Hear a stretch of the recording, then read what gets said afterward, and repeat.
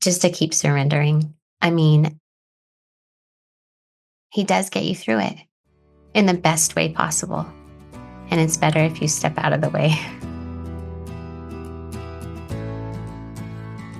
This is NICU Babies Parent Support with Kathryn Whitaker, a podcast from Hand to Hold, a national nonprofit that provides free personalized support, resources, and community before, during, and after a NICU stay.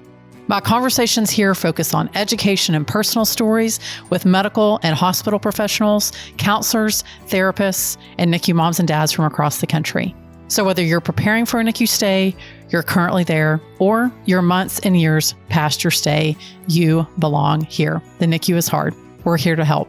I'm your host, Kathryn Whitaker, the mom of 6 children, including my very own NICU baby, and I'm so grateful that you're here. Howdy, y'all. Welcome back to the podcast. I loved that last week y'all got to hear from our outgoing CEO and our incoming CEO, because what I love most about Hand to Hold is that we're more than just a podcast. I know that I say that in the intro to our podcast every week, but I love that we get a chance to share stories here and then also remind you of all the great resources that we have for Hand to Hold. I'm especially excited about today because our first guest after Katrina and Kelly is really, I think, going to help us kick off a really amazing season of reminding people that you have a new normal and it's possible to adjust to it. It just is going to take some time and some work, but you are going to find it. You're going to find your new normal and you're going to thrive again. It's not always going to be this hard because you're going to get smarter, you're going to get stronger, and you're going to get better at asking people for help. And if there's anybody that knows about how to ask people for help, it's my guest today. Britt and I met a million years ago, back when I think she was in college and I had my first job. It's a nice connection in agriculture, how we met. But I have always been struck by Britt's faith and her joy, but also she may not have seen it, but I have always known that Britt has this sort of quiet strength, that she does things and she does them so full of faith and so full of joy that you look up and you're like, how is this person doing all these things? And you're just so amazed at what they do. And Britt will be the first person to tell you, oh, Kathryn, that's not really me. And I will be the first person to tell you she's a liar. She's an amazing human being. And she's really weathered some extraordinarily difficult circumstances. Not only is she the mom to a NICU baby and a child who has a lot of medical needs, but she also is battling her own hard things in the form of breast cancer. And so we're going to chat a little bit about how do you wrap your head around all of that and also raise 8 children. Yes, Britt has 8 children. And when her youngest was a baby, they had 10 kids or 8 kids under the age of 10. And so she was dealing with all of that. It's an incredibly powerful witness into how you can surrender control, ask for help, and find your new normal. And I know that you're going to love this conversation. My guest today is Britt Fisk. She's a wife to Jeremy and a mother to 8 children. She's a graduate of Texas A&M. Y'all know I love that. And she and her family raise cattle in northeastern New Mexico. Britt and Jeremy haven't been strangers to hardship in the last few years, but they have also never seen God more beautifully than they have through it all. When she isn't busy with the daily life of keeping a home, supporting the ranch, and raising children, she enjoys photography and a good book. And by the way, she is a phenomenal photographer, which I think tells you that she's a great storyteller. So I look forward to this conversation. So with that, let's chat. I am so excited to have, so technically you are, while I had guests on the last episode, they are we're sort of transitioning CEOs. So one is the gal that founded it. She's retiring and her replacement, and she and I were in the NICU together. But as it turns out, like first guest of the season that other people haven't heard before, it's you. And I'm so happy that it's you, Britt.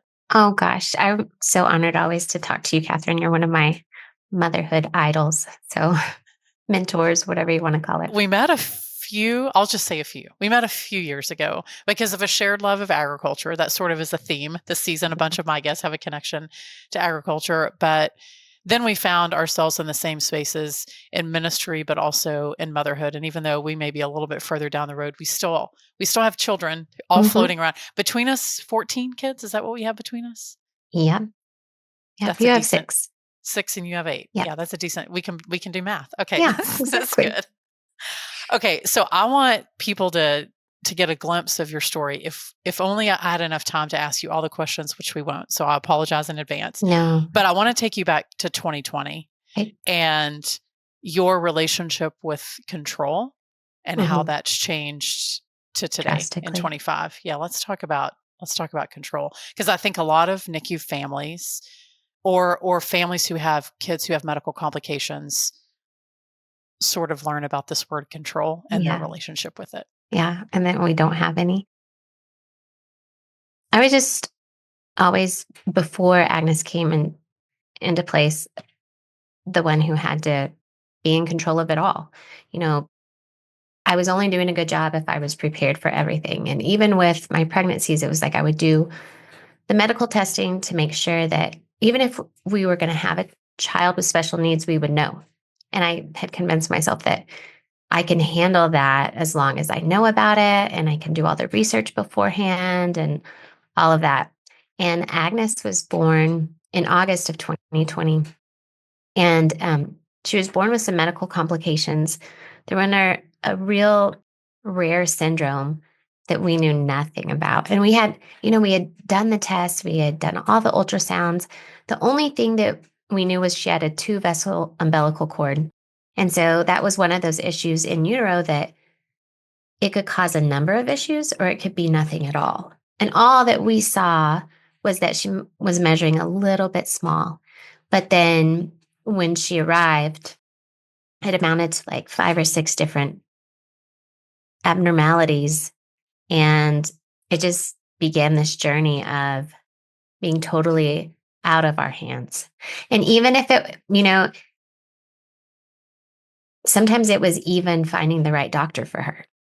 Like, Right. we did all this research and we knew we were going to go this particular place. And then that was derailed and derailed another time when I tried to grasp it again, which eventually led us to the perfect doctor for her. But it's just been an ongoing journey of giving it up to God because that's not my tendency I don't think naturally. any of us like to relinquish anything. We like to be completely self-reliant. Yes. We don't want help from people, because in some Yes. ways that might show people that we're human and we make mistakes, and Right. gosh darn it, I Or that need. we might be a little bit weaker than we want to Right, be. nobody wants to show like the underside, right? Like you don't want to open up the Yep. jacket so that everybody sees what's underneath.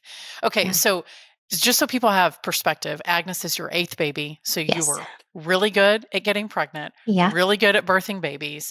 So when you got pregnant with Agnes, Britt, did you think that there might be anything concerning? Like, were you in a high risk category, or like besides the umbilical cord, like did you have any pause or any cause to think things might be different with this particular pregnancy? The only thing, and this is weird and probably not connected at all, at the 8th baby, I could almost tell you if I was having a boy or a girl. Like, I felt drastically one way or another. And my boys were a lot easier. And so she was a boy and her name was Leo. And we got the news that she was a girl and was like, there's no way. Like, surely that's somebody else's blood work. That's the only thing that was different. And then, of course, she was measuring small, and I had a lot of extra amniotic fluid. But beyond that, I mean, there was in the back of my mind going, is this 2-vessel cord going to amount to anything? Right. But there wasn't this deep pit of my stomach fear. It was just Right. like, she's good. I think once I got this test back, I'm like, oh, she's good. I could breathe a little bit. Yeah. But no. You just sometimes don't know until you Exactly. get. Yeah. Okay, so Agnes is born, and so you knew about the umbilical cord. Agnes is born. Walk us through how everything's going to be fine. I just had a weird feeling to, oh, this might be a life changer here. So give Yeah. us an idea of what happens. Yeah. And I think God knew me well enough to know you can't know ahead of time. You'll drive yourself crazy. But We say that we want to know, but I that's actually a know. lie. But do We're we? liars. No, I we don't. know. We don't. So it was a really easy birth. And as the nursery nurse is taking her to get her cleaned up and check her out and everything, I start to hemorrhage. And so it's kind of like all hands on deck. I don't even really know what's going on with her. And the nursery nurse, and she didn't mean this in any bad way, but she said, just so you know, when you change your diaper, it doesn't look right down there. And I was like, my first question, and it came out of my mouth, and I was like, well, can we even tell our family that we have a little girl? And then she said, I think so. And I was like, oh gosh. And I remembered immediately this conversation I had with a friend of mine who was going through medical school. And I said, if you had a child that was hermaphroditic, like, how do you know which way to go? And she immediately said, you check their hormones. And so I said, are you guys going to check her hormone levels? And then she then said, well, and she has a really big bruise on her leg. And it was something that I was like, that doesn't make sense because, like I said, the birth wasn't long and it wasn't Right. She didn't difficult. have any trauma. Yeah. No. But then at that point, we knew something. The biggest concern in our mind was she is a little girl, right? Well, so then of course she goes back to the nursery for them to do all their testing and everything. And our pediatrician comes in that evening and she goes, I know you're so worried about that hemangioma. It is the biggest one I've ever seen. And I said, is that I'm sorry. another term for a Sorry. bruise? And she goes, oh gosh, Britt, it's not a bruise. And she explained what a hemangioma was and noticed a few other things that weren't quite correct. And then, of course, Jeremy and I were just like, what do we do? And a blessing in disguise. It's 2020. No one's there at the hospital with us. We can process this together and, figure out our steps forward. And I really think that was another beautiful gift of not knowing before, is because it's just like we just rallied that instant. Like, we're going to love this little girl as much as we can and do the best we can for her. But our pediatrician too is incredible. And she came back the next morning and she said, I stayed up all night and I called some colleagues of mine and I think she's got what they call lumbar syndrome. And these are the tests we're running before she leaves. And she'd never seen it before, but she called it that day. And we did have those tests run. And so she had that hemangioma that spanned from her bottom down her left leg. And since it crossed the midline, they were concerned about other things. She had the urogenital defect. She had an anorectal malformation. And we discovered before we left that her spinal cord was tethered. And they didn't know the extent of it, but they said from here, you'll go to a specialist team at a major children's hospital. And they'll call you to give you next steps. So, yeah. No, I remember when you shared that she had a tethered spinal cord. And I remember feeling a pit in my stomach, one, because our son had a tethered spinal cord and his neurosurgeon was an absolute rock star. But tragically, his neurosurgeon had passed away in a tragic accident a few months before. And I remember thinking, if only I could have shared his name with Britt. Yes. And I remember starting to pray because many times there were moments that I would be like, man, I know the doctor that my friend needs, or I know the doctor that I don't know their name yet, but I know the doctor that we need. And I would start thinking, okay, so my hope is that the right doctor will come into their life at the right time for the right reason. And as it happened, that's what happened with Agnes. Yeah. And it's amazing to me that you could sit there and pray and leave it all in God's hands, because Kathryn, like, I think I would call that person immediately and be like, this is who you need to go to. And and I've discovered that that's not always a good thing. But just in that mind frame of like you said, this doctor helped me so much, or your child so much, that you want to share him with the world. You want everybody to have that care and that miraculous healing. That's when you wish you could clone people. I was like, I know some doctors that need to be cloned because they are excellent in the operating room and they are amazing at the bedside. Like they know Yes. what they're doing. I call it like the trifecta, when they can speak to the parent, when they can speak to the child, Yep. and when they're really gifted in the operating room or in the specialist office, and they have a great relationship with their support staff, whether it's nurses or medical assistants. Like Right. they are unicorns, and they're not always easy to find in pediatrics. But so maybe give people an idea of what made Agnes's case of spina bifida, like how you found out, but also what made her case and her tethered cord, what made it so complicated. Well, I think because of the hemangioma, we didn't realize she had spina bifida until we went into surgery. But I guess typically when someone has a tethered cord, it's tethered to a bulb of fatty tissue. Well, that bulb of fatty tissue in Agnes's case wasn't contained. So they call it a chaotic lipoma. And that chaotic lipoma, or that fatty mass, had infiltrated her sacrum all the way up into her spinal column. And so instead of being able to go and tether the cord from this one just contained mass, it was like you have to pull all these nerves from this fat that's intertwining it all. Wow.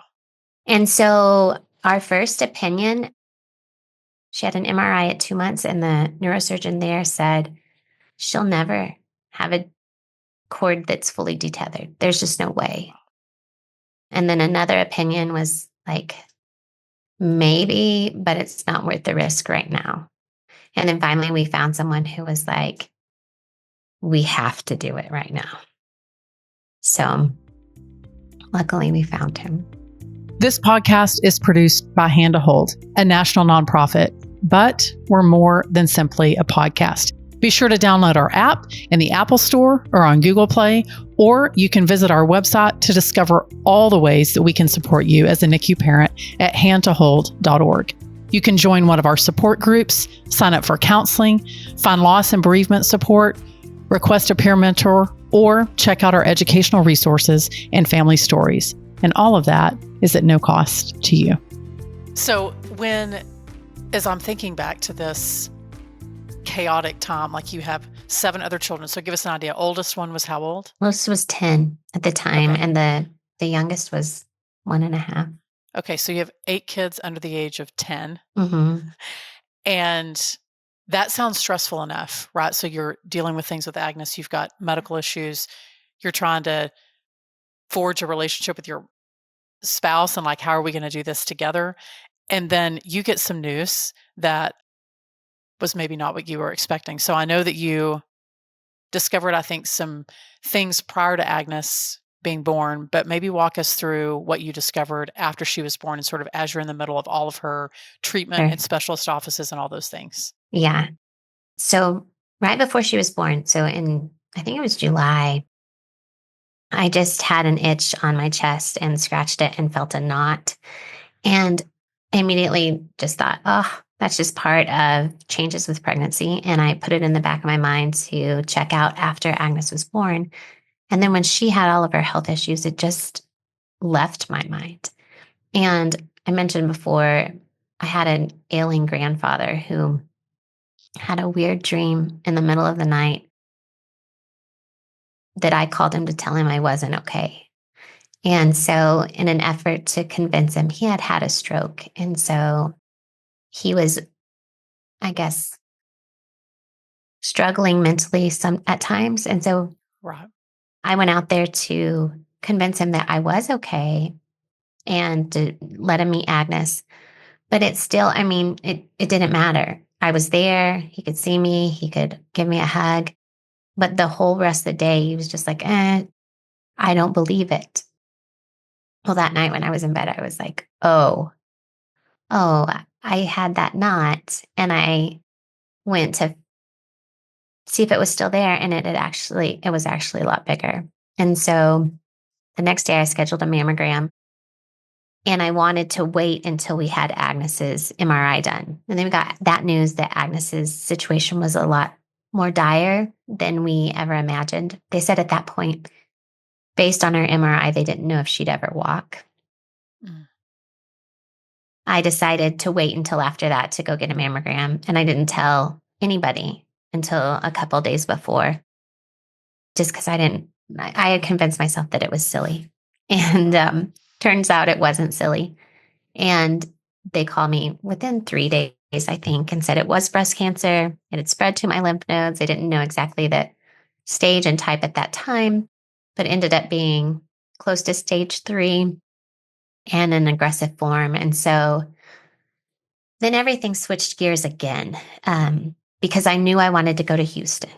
And then we thought, if I'm going to Houston and they've got such incredible facilities and doctors there, why wouldn't we take Agnes to Houston too? And so, in a roundabout way, that led us to her neurosurgeon and her care team down there. And it's weird to say that was a gift, but it was. No, it kind of sounds like y'all saved each other. Yeah. I'm just sitting here listening, Britt, and I'm thinking a lot of people hear, okay, we have this incredibly difficult medical diagnosis for our child. We have all these babies under the age of 10. I have this marriage. And then now on top of that, I'm the primary caregiver for our kids. And now I'm down for the count. Like, how did you, I know we talked about this relinquishing of control, but how did you wrap your mind around this is my life and how are we going to move forward? No, it literally was one thing at a time. I couldn't think too far ahead. And all I knew was that we were going to need a lot of help. And I knew that I wanted Jeremy or my mom with me.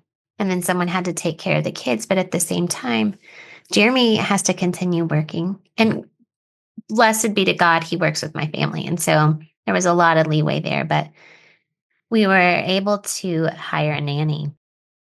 And, but it was one of those things that I knew we needed, but I was afraid to let somebody else raise my kids because honestly, Kathryn, like, I think sometimes when you're a stay at home mom, the thought is, this is all I have. Like, I'm just a stay at home mom.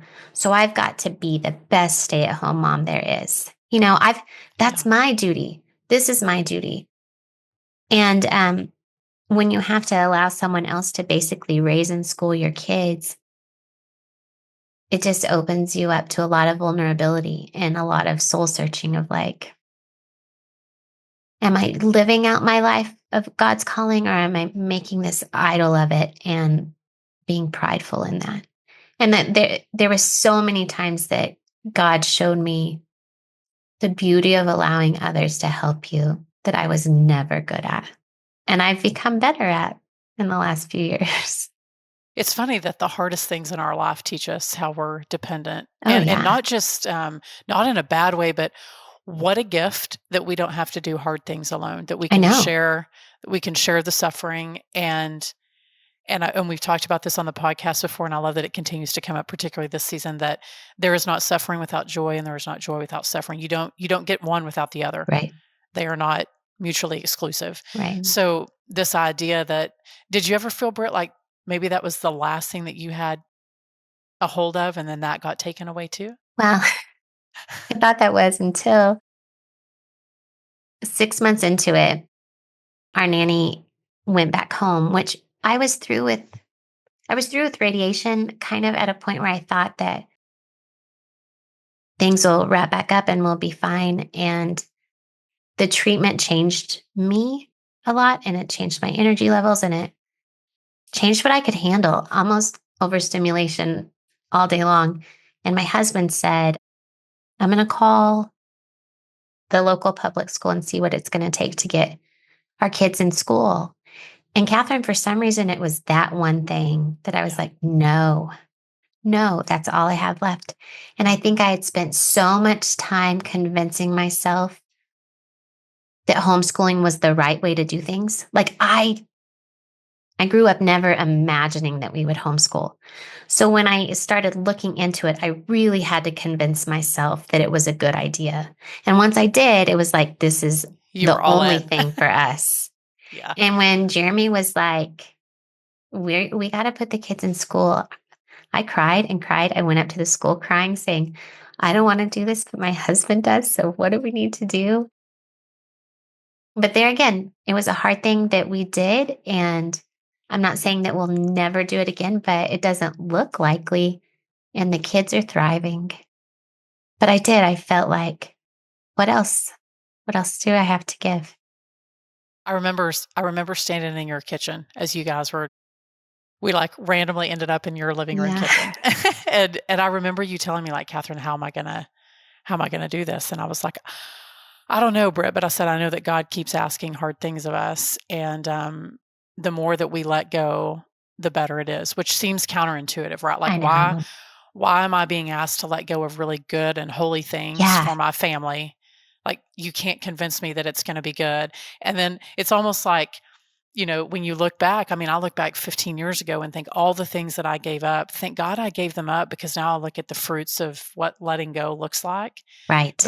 But it is hard When you to let can't go. see it, when you Yeah. can't see the future and the fruits that will come of it, and I feel like I had tied so much to being a mom and homeschooling that I felt like I had failed. Yeah. Like the only job I had failed, you know? But at the same time, I mean, I have the benefit of having kids who are a little bit older, Britt, but Mhm. I look at perhaps what your children see. You know what you're living, you see the day-to-day stuff, but their perspective is Yeah, so very different. And what they're learning by watching you let go, watching you love Agnes, watching you advocate for Agnes and finding specials for her, like those are intangible gifts that you give your children that form and shape the young adults that they will become. And in some cases, like at least in our house, one of our kids has chosen a career that she would have never chosen had it not been for her brother who was in the NICU. And I yeah. think, okay, the long game, like I have to keep looking for the long game, but it feels really hard when you're in the short You're game right. season and you're like, I can't do this. You're right. So Yeah.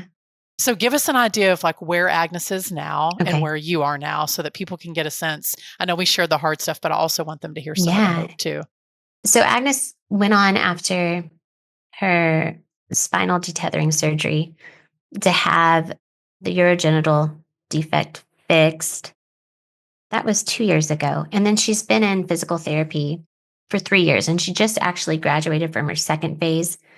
So basically, she's at a point where we'll watch as she grows to make sure her spinal cord isn't retethered. The frustrating thing, in a way, is that the immediate MRI after her surgery, it was like 6 months post surgery, that fatty tissue has grown all back up. So the They can't neurosurgeon see. cannot see her spinal cord. So we don't know if it's tethered or not. And we won't know until she hits a growth spurt. So it just kind of keeps you in the waiting game. But Yeah. she's doing really well. I think she struggles a little bit with bladder control, which is oftentimes something that someone with spina bifida does. But by and large, like they said, she wouldn't walk, and she's running and jumping and dancing. And I truly think it was a miracle. I really do. A miracle through the hands of a very gifted neurosurgeon and lots of prayers. And how are you these days, I'm Brett? good. I finished active treatment. Gosh, I say active. I was on a chemo pill for a year. I think I had 3 years of active treatment. So I've been off of everything for about a year and a half. And they just recently found a thyroid nodule that they biopsied, and it's abnormal. And I'm going back in 3 weeks to see what we do. So I was in, it's just always, I mean, the same thing with Agnes. When you've been through cancer, they never say, you're completely finished. Good job. You're on your way.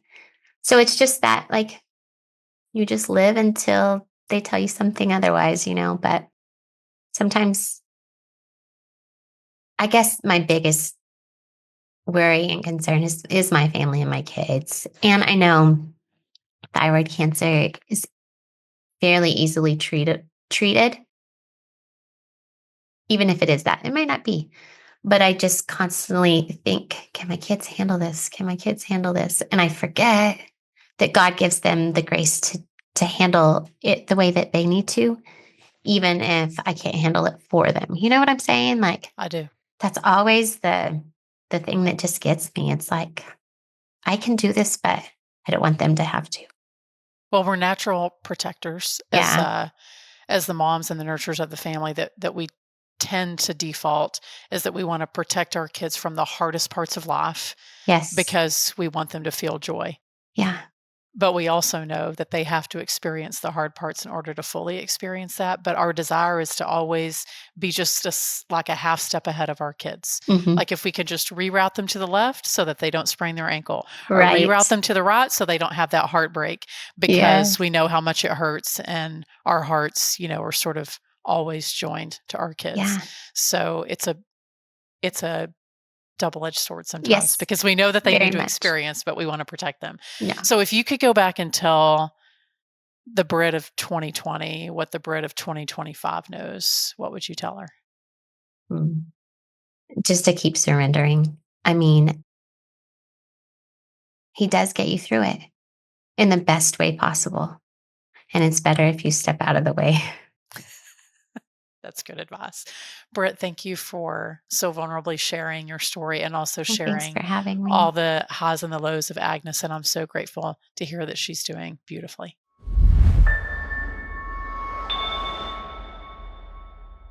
Well, today's 2-minute take has me pausing a little bit because there's one thing that I have a hard time giving up, and that is control. I know that in order to find your new normal, you have to let go of some things. And sometimes I'm like prying my fingers off like one by one by one.